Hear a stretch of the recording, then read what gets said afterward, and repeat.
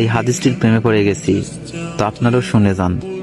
আপনি যখন নিজের ঘরে নীরবে কান্না করবেন, আল্লাহ তখন ফেরেশতাদের উদ্দেশ্য করে বলেন, কোন জিনিস আমার এই বান্দার চোখে পানি আনলো? ফেরেশতাগণ বলেন, আপনার বান্দা সুখে নেই, আপনার বান্দা অনেকদিন হাসেনি।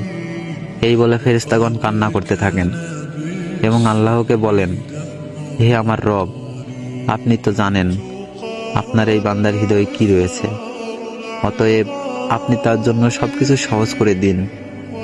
আল্লাহ বলেন, আমার এই বান্দা এমন কিছু জীবন থেকে হারিয়ে ফেলেছে যে সে অধিক ভালোবেসেছিল। অতএব আল্লাহ বলেন, আমি শপথ করছি, আমার বান্দা যা তার জীবন থেকে হারিয়েছে তার চেয়ে উত্তম জিনিস আমি তাকে এনে দিব, যা দেখে দুনিয়া ও আখিরাতে সবাই বিস্মিত হবে।